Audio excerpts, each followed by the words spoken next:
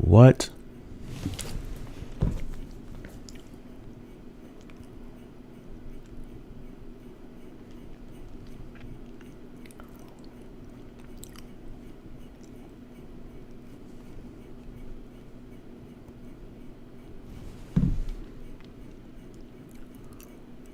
Huh. I have no idea how long I wasn't live for, but you guys haven't missed anything at all.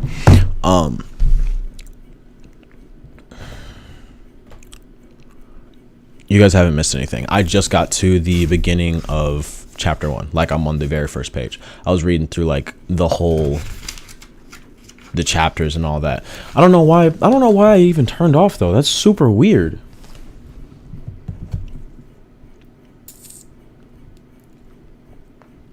I don't know why that happened. I'm so sorry.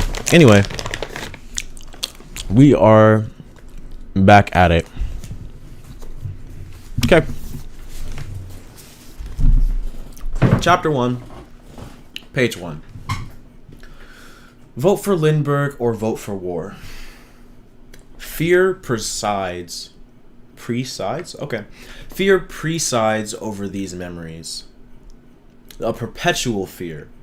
Of course, no childhood without its terrors, yet I wonder if I would have been less frightened. Been a less frightened boy if Lindbergh hadn't been president, or if I hadn't been the offspring of Jews. I felt like that before. I felt like I shouldn't be who I am. You know what I mean? And like, nobody should ever feel like that or ever have to feel like that.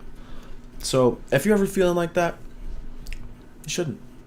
You're who you are for a reason. The reason is because your parents decided to have kids. But you can also change who you are to anything you want to be. Ever. At all. Think about it like that. Anyway, when the first shock came in June of 1940, the nomination for presidency of Charles A. Lindbergh, America's international aviation hero, by the Republican convention at Philadelphia. My father was 39, an insurance agent with a grade school education, earning a little under $50 a week, enough for the basic bills to be paid on time, but for little more. Enough for the basic bills to be paid on time, but for little more. Oh, okay, thank you. I'm so glad that clicked for me. I was like, what is this saying right now? I get it now, though.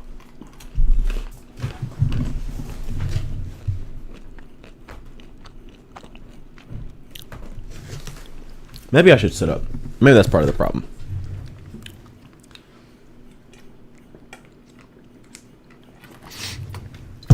Okay.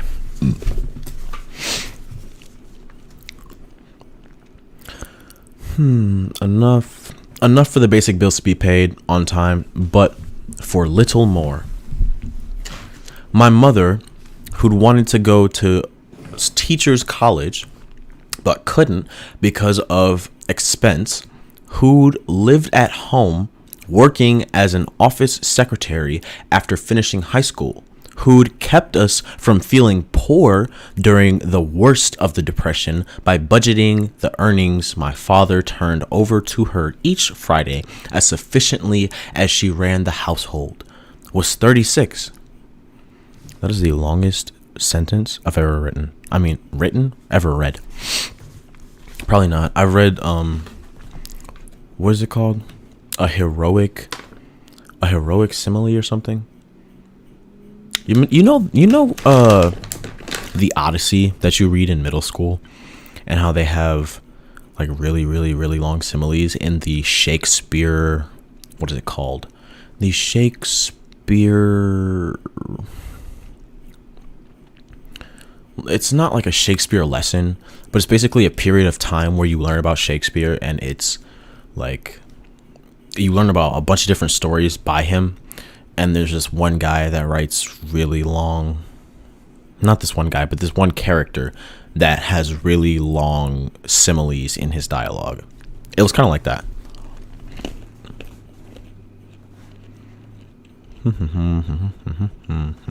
She was 36. My brother, Sandy, a 7th grader with a prodigy's talent for drawing, was 12, and I, a 3rd grader a term ahead of himself, and an embryonic stamp collector, inspired like millions of kids by the country's foremost philatelist, President Roosevelt, was 7. Okay. We lived in the 2nd floor flat of a small 2.5. I'm definitely not the person to be reading this book, but here we are. 2.5 family house on a tree-lined street of famed wooden houses. Let me just stop this real quick, because I'm just hearing myself read, and it's actually killing me, quite literally. 1 second.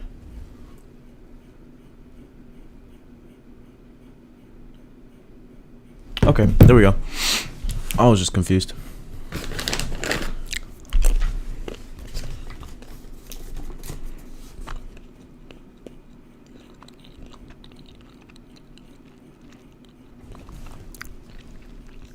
A small family house on a tree-lined street of frame wooden houses with red brick stoops. Each stoop topped with a gable roof and fronted by a tiny yard, boxed in with a low-cut hedge. The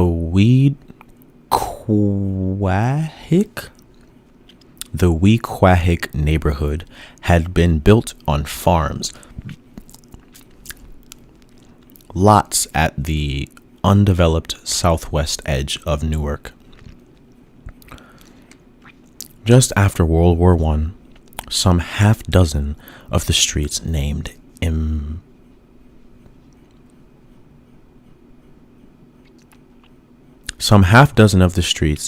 imperially for victorious naval commanders in the Spanish-American War, and the local movie house called after FDR's 5th cousin and the country's 26th president, the Roosevelt.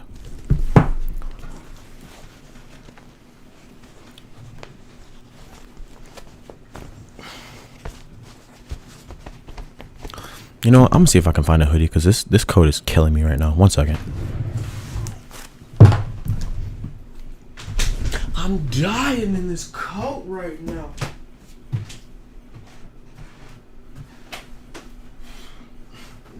Every single one.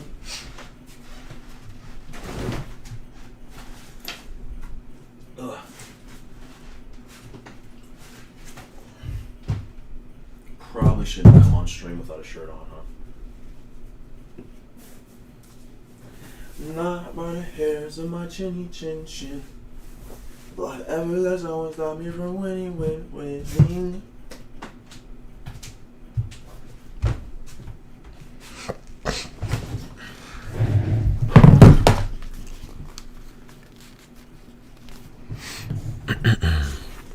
Ladies and gentlemen, we are back.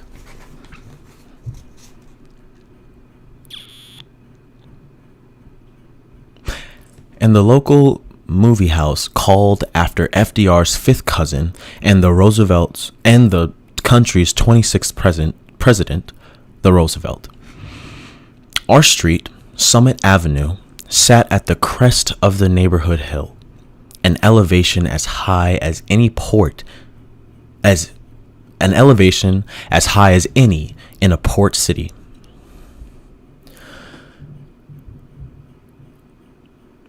An elevation as high as any in a port city that rarely rises 100 feet above the level of the tidal salt marsh to the city's north and east, and the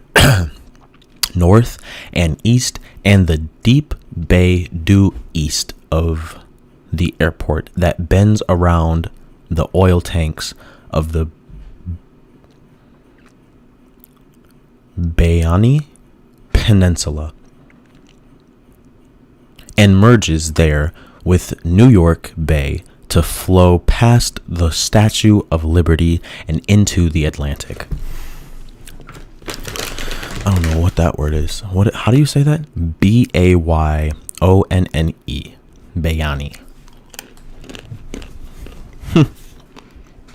Interessante.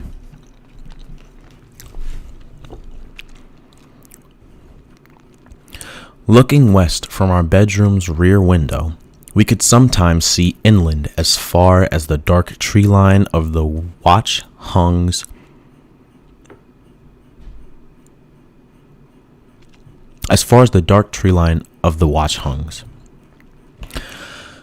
A low-lying mountain range fringed by great estates and affluent, sparsely populated shrubs. Nope, not shrubs. A low-lying mountain range fringed by great estates and affluent, sparsely populated suburbs. The extreme edge of the known world, and about 8 miles from our house. A block to the south was the working class town of Hillside, whose population was predominantly Gentile. The boundary with Hillside marked the beginning of Union Country, another New Jersey entirely. What does Gentile mean? I don't know what that means.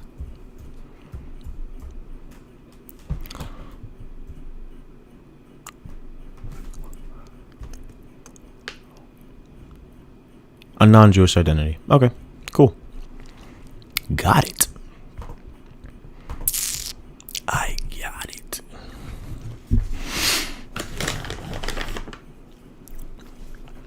We were a happy family. In 1940, my parents were outgoing, hospitable people. Their friends culled from among my father's associates at the office, and from the women who along with my mother had helped to organize the Parent-Teacher Association at newly built Chancellor Avenue School, where my brother and I were pupils. I love how he says pupils instead of students. He was like, students, not good enough. Find a better word. I like that. Man's got class.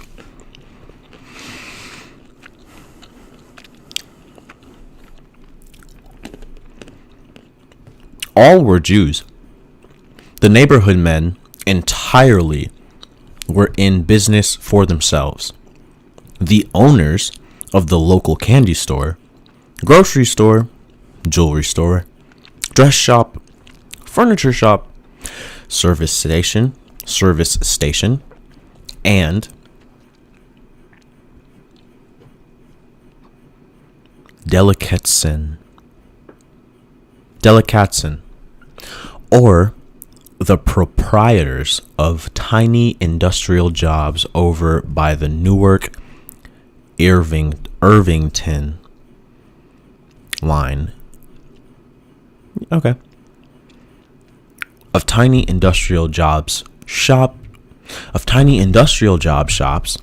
over by the Newark Irvington line, or self-employed plumbers, electricians, house painters, and boilermen, or were foot soldiers, salesmen like my father, out every day in the city streets and in people's houses peddling their wares on commission.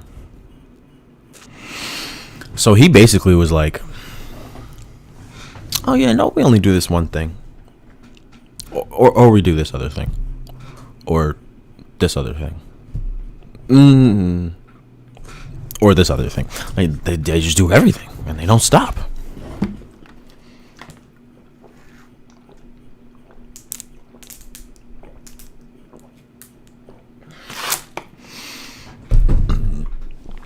Excusez-moi.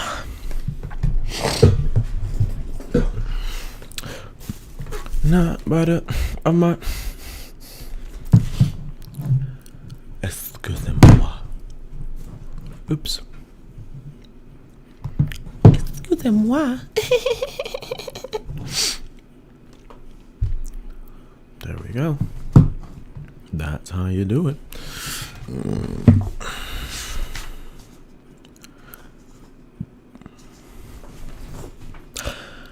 The Jewish doctors and lawyers and the successful merchants who owned big stores downtown lived in one family houses on streets branching off the eastern slope of the Chancellor Avenue Hill, closer to grassy, wooded Weequahic Park.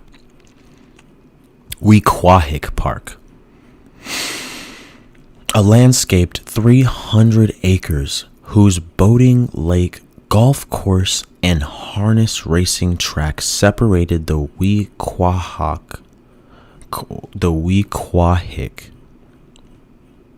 section from the industrial plants and shipping terminals lining Route 27 and the Pennsylvania Railroad viaduct. East of that, let's start over. I say let's start over, but this is a very long sentence. They all are. He's a very, very eloquent writer.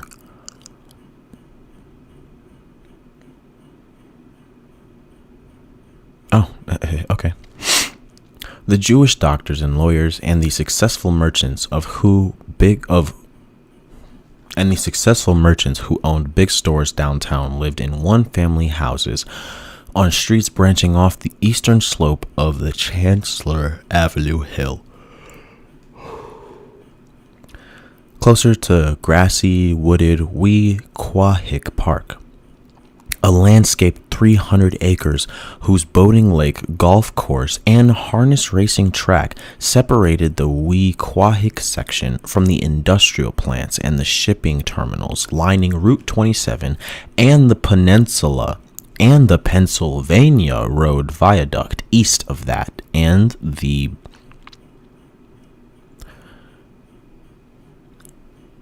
burgeoning airport east of that, and the very edge of America east of that. Okay.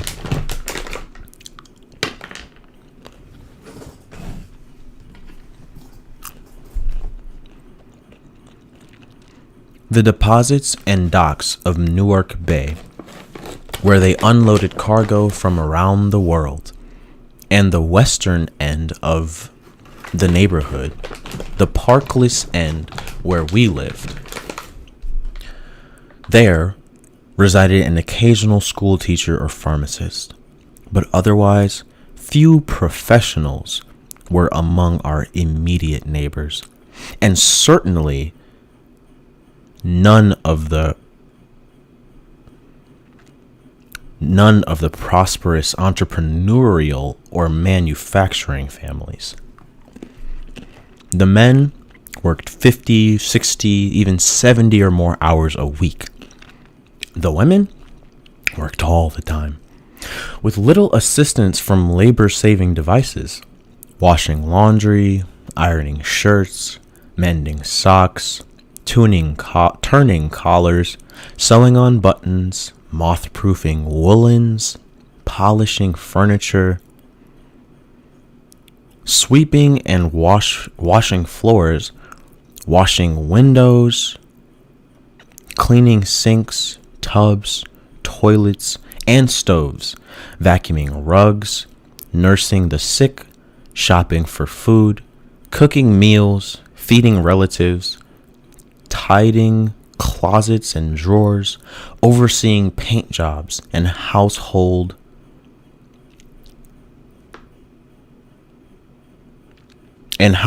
repairs, arranging for religious observances, paying bills, and keeping the family's books, while simultaneously attending to their children's health, clothing, cleanliness, schooling, nutrition, conduct, birthdays, discipline, and morale.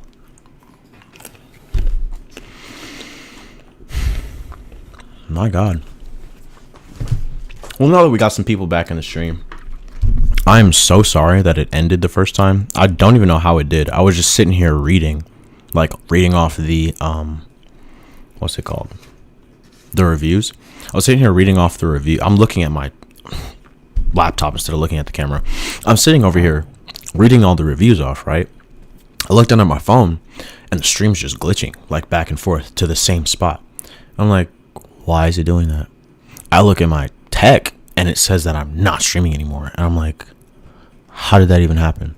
So if you missed anything, all you have to do is go back and skip like 20 minutes into the last video that's posted on here, unless it did it more than once. Oh, please, God, tell me it didn't like post 3 or 4 of these things, because I think it tried to go live by itself. 1 second. Yeah, no. Okay. So skip like 20 minutes into the last live stream. I have a what is this called?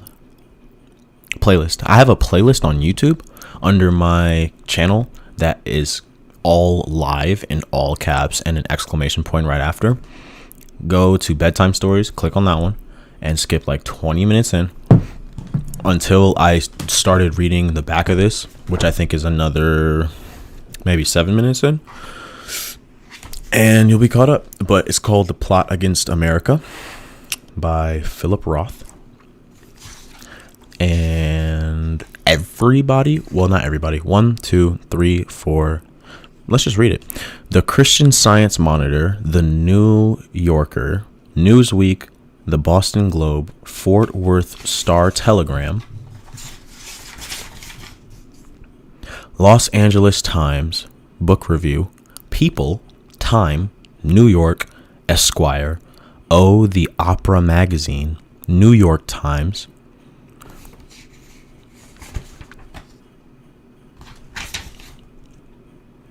The Times, London,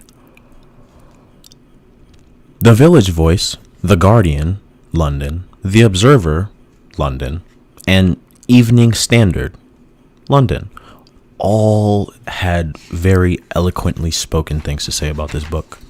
Like, it's a stunning work. It is a nightmare that becomes more nightmarish, funnier, and bizarre.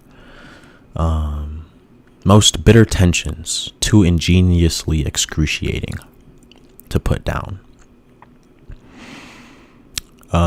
This author is reinventing himself, beautifully particularized. No, there is something really crazy about how particular he is with the words he's using, and like how he's listing things, or how he puts together sentences. He throws together like a good sentence that takes up like half the page or like a third of the page. Like, he's crazy with it. Gorgeous and forceful prose.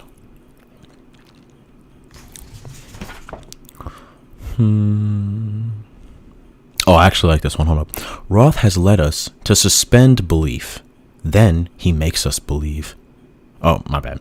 Roth has led us to suspend disbelief. Then he makes us believe. Then he suspends this disbelief and finally removes it. A fabulous yarn. A remarkable act of historical imagination.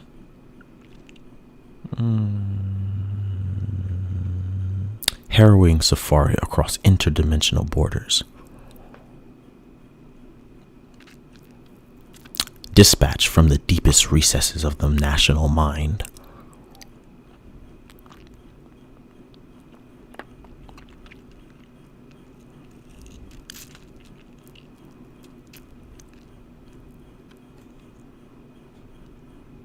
Yeah, painstakingly passionate, nearly perfect. Brilliant writers. Yeah, they all have really good things to say about this guy.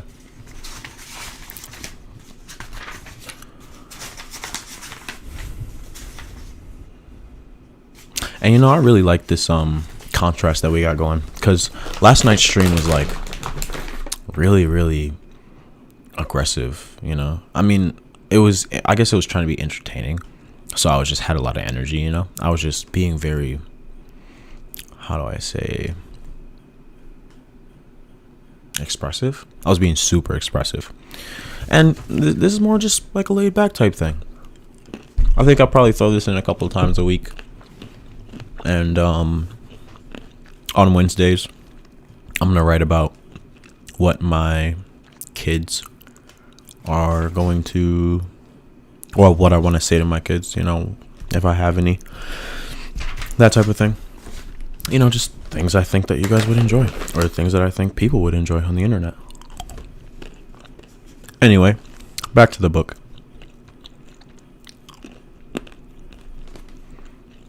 A few women labored alongside their husbands in the family-owned stores on the nearby shopping streets, assisted after school and on Saturdays by their older children, who delivered orders and tended stock and did the cleaning up. It was work that identified and distinguished our neighbors for me far more than religion. Nobody in the neighborhood had a beard or dressed in antiquated old world style, or wore a skull cap either, outdoors or in the houses. I routinely floated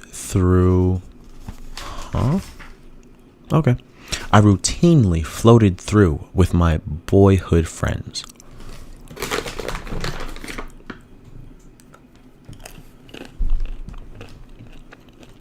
The adults were no longer observant in the outward, recognizable ways.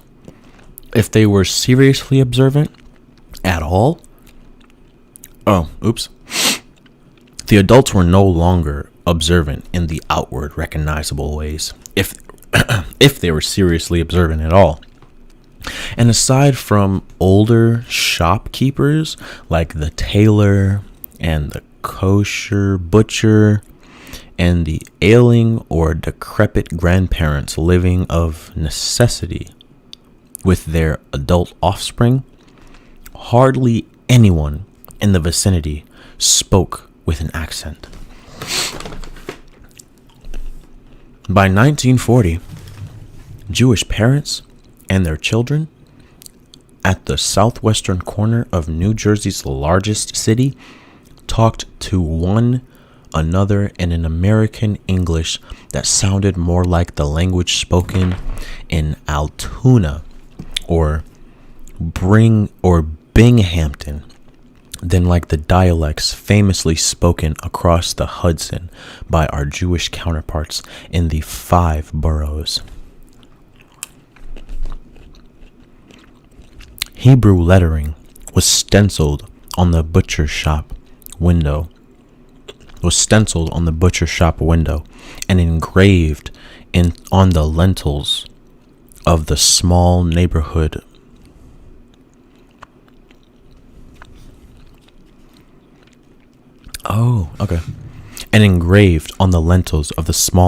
synagogue. There we go.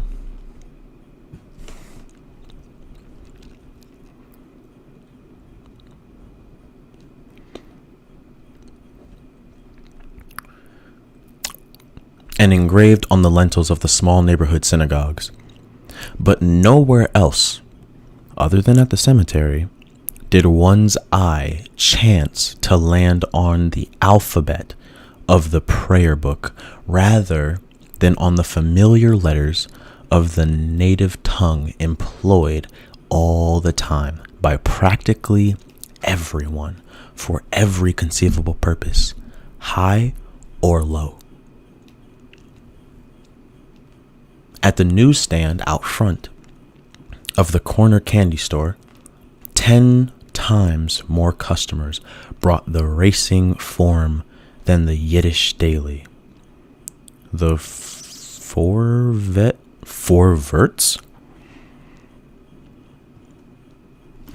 I don't know what the Forverts is. I'll miss you too, bro.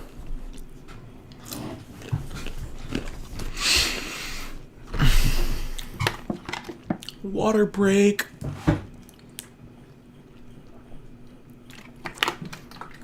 So far. Well, I guess I'll wait till like page 5 to say something.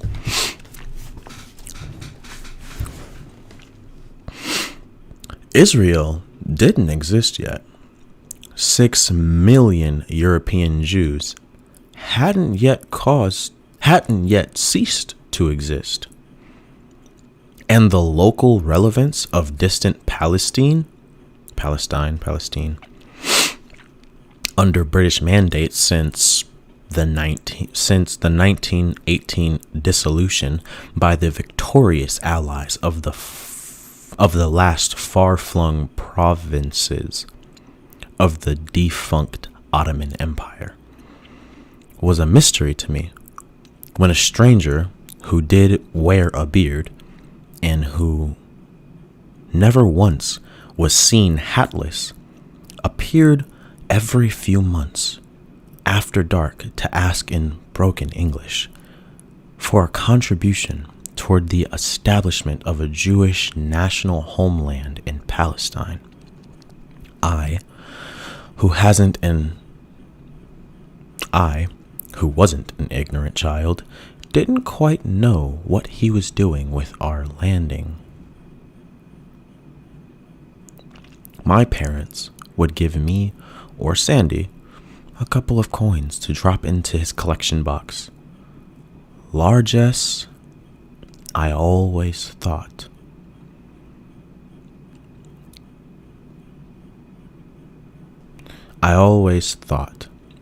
Dispensed out of kindness, so as not to hurt the feelings of the poor old man who from one year to the next seemed unable to get it through his head that we'd already had a homeland for 3 generations. I pledged allegiance to the flag of our homeland every morning at school. I sang of its marvels with my classmates at assembly programs. I eagerly observed its national holidays, and without giving a second thought to my affinity for the 4th of July fireworks, or the Thanksgiving turkey, or the Decoration Day double header. Our homeland was America. Then the Republicans nominated Lindbergh and everything changed.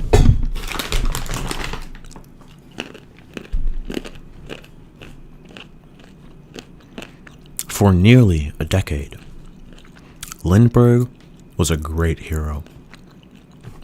Lindbergh was as great a hero in our neighborhood as he was everywhere else. The completion of his 33.5-hour non-stop solo flight from Long Island to Paris in the tiny monoplane, the Spirit of St. Louis, even happened to coincide with the day in the spring of 1927. My mother,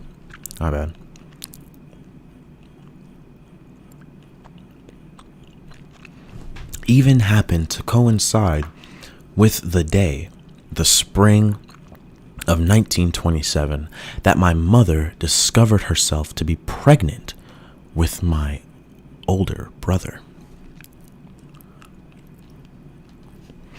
Hey guys.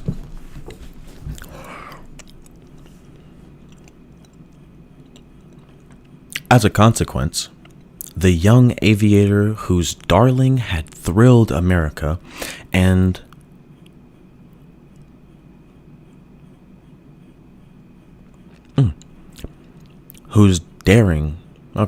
the young aviator whose daring had thrilled America and the world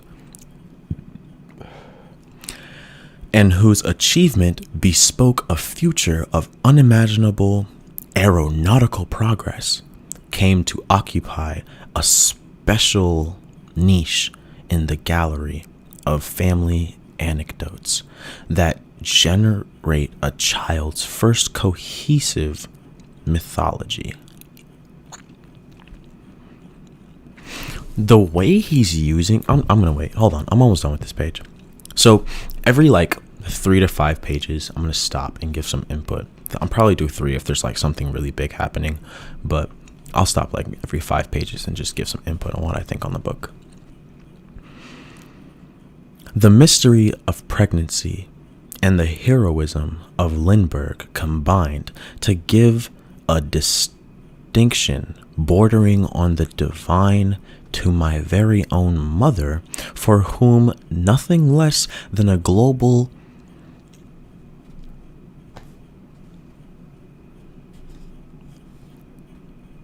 okay, got it. For whom nothing less than a global annunciation had accompanied the incarnation of her first child. Sandy would later record this moment with a drawing illustrating the juxtaposition of those two splendid events. In the drawing, completed at the age of 9 and smacking inadvertently of Soviet poster art, Sandy envisioned her miles from our house. Just as a recap, Sandy is a boy. Sandy is this kid's younger brother, I think, which is really confusing because they're talking about her being born with his older brother, but it seems as if his younger brother is already alive. So I don't know how he experienced his mom getting pregnant with his older brother. I guess I just missed something. Sandy envisioned her miles from our house, amid a joyous crowd on the corner of Broad and Market, a slender young woman of 23 with dark hair and a smile that is all robust delight. She is surprisingly on her own and wearing her floral patterned kitchen apron at the intersection of the city's two busiest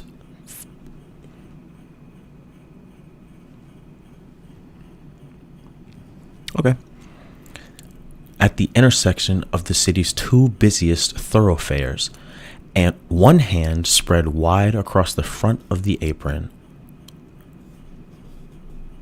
where the span of her hips is still deceptively girlish, while with the other, she alone in the crowd is pointing skyward to the spirit of St. Louis, passing visibly above downtown Newark at precisely the moment she comes to realize that, in a feat no less triumphant for a mortal than Lindbergh's, she conceived Sanford Roth. Okay, so that's the end of page 5. I waited to answer your question because I wanted to give my thoughts on it, and I figured I was almost done with the page. The book is called The Plot Against America, national bestseller, a novel by Philip Roth. A terrific political novel, sinister, vivid, dreamlike, creepily plausible. You turn the pages astonished and frightened. So far, this woman has, well, actually, let's start from the beginning. So far, this kid was afraid of who the president was. And he started off by saying that every childhood has its terrors, but that he thought he shouldn't have experienced this specific terror, he shouldn't have been Jewish, or he shouldn't have been in America, or Lindbergh shouldn't have been president. Now, Lindbergh wasn't president in real life, but he is fantasizing and theorizing about what would have happened if Lindbergh was, and the way that this page, or the way that this book looks, and how the synopsis sounded, maybe Lindbergh is conspiring with Adolf Hitler, because he says that they have an understanding relationship, and understanding is in quotations. And then he goes on to talk about the Jewish community, how there's a neighborhood just probably like maybe 3 to 6 miles away, over a low mountain range, probably more like tall hills, low mountains type thing. And they are not Jewish at all, none of them. And it's very, very sparsely populated. But he's saying that those are some of the like rich people, but not some of the richest people. But he goes on to talk about how there's people that do all kinds of things. They do, where is that page? One second. Right. Local candy store, grocery store, jewelry store, dress shop, furniture shop, service station. And then it goes on to self-employed plumbers. They have industrial jobs, house painters, boilermen. Then they have entrepreneurial, what was the word he used? Entrepreneurial, industrial businessmen. You know, they just have people all over the board doing all kinds of things. And then he goes into deep detail, just kind of like how he listed off many different forms of occupation that the community he's in have. He goes into deep detail about how they're getting together. His family, his mom is getting together with some of the other neighborhood parents to get the parent-teacher association that would hold parent-teacher conferences at the new Chancellor Avenue Hill school. That is, I'm guessing, 1 mile from his house, 2 miles from his house, not far from his house. Maybe it's far from his house. I don't think they gave a specific spacing. They gave a setting, but they didn't really give a distance, you know? Him and his brother go there. They're pupils, he said. He goes to talk about how the men that work really long hours. They work 70-hour weeks, 80-hour work weeks. And the women don't stop working, ever. Their whole life is work, because they are creating the life. They're tending to the children. They're cleaning, giving nutrition, instilling discipline and morale. They're cooking meals, feeding relatives, sewing buttons, cleaning sinks, tubs, toilets, stoves, vacuuming. They're nursing. They're doing all kinds of shopping for food. They're doing everything. They're doing everything that the men aren't, because the men are bringing in the man is the breadwinner. It's a very traditional setup that this starts with. They're talking about being in Newark, which is in New Jersey, close to New York. And then they go to talk about Palestine and the old country, I'm supposing, is how it would be said in the community, if I were to be in said community. And there's this old guy that comes around, which I had a weird feeling about the old guy. I have a feeling like the old guy, because they say he comes around in broken English talking about how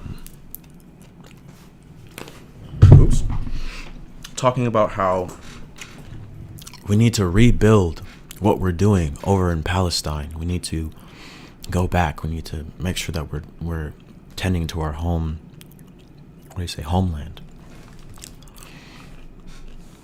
And they give money to this guy, but he says, in his mind, in the book, and as the narrator, he says, I wasn't a naive child in any way, but I was surprised that he hadn't seen what I seen, that we were in our homeland I talked about it every day at school. I pledged allegiance to the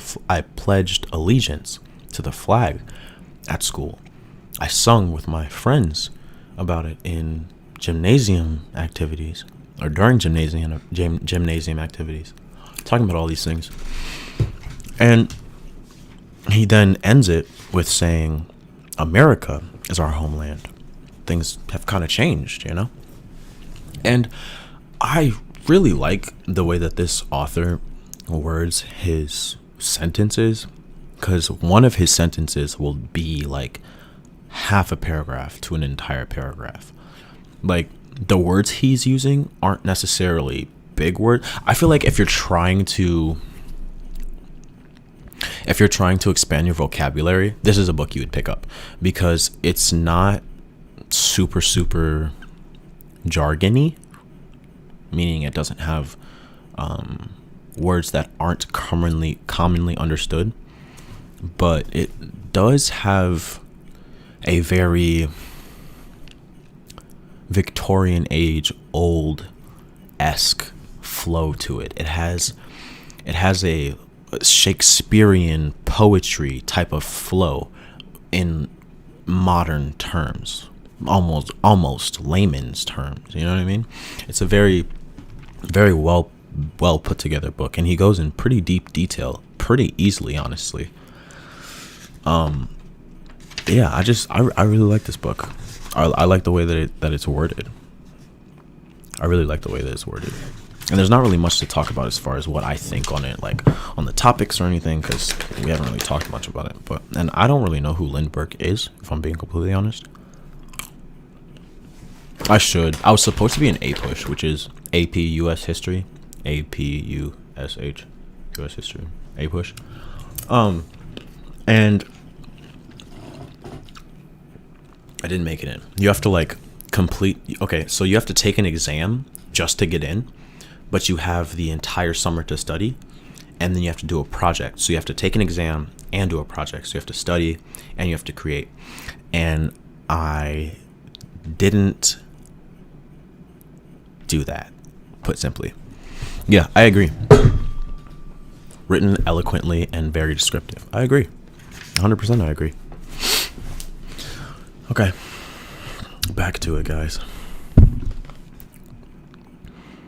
Sandy was 4, and I, Philip, wasn't yet born when in March 1932, Charles and Anne Morrow, Lindbergh's own first child, a boy whose arrival 20 months earlier had been an occasion for national rejoicing, was kidnapped from his family's secluded new house in rural Hopewell,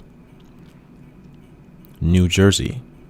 Some 10 weeks later, the decomposing body of the baby was discovered by chance in woods a few miles away. The baby had been either murdered or killed accidentally after being snatched from his crib and, in the dark, still in bedclothes, carried out a window of the second-story nursery and down a makeshift ladder to the ground. While the nurse and a mother were occupied in their ordinary evening activities in another part of the house.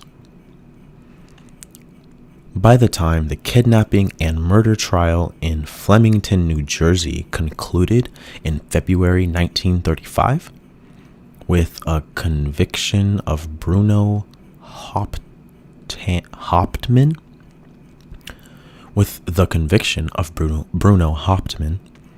a German ex-con of 35 living in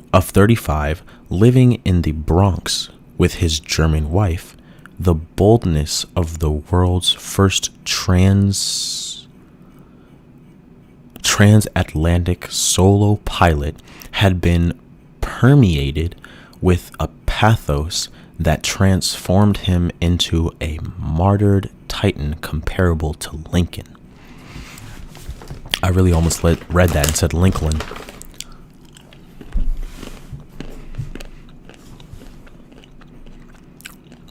Lincoln. It wouldn't even be Lincoln. It'd be Lincoln. Lincoln. Anyway.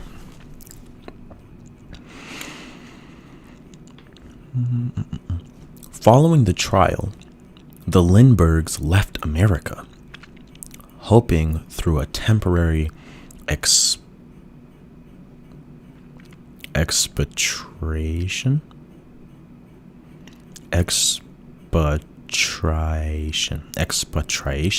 All right, that's a big word, dude. I want to know what that is. There's a couple of words I've been reading I know how to say and I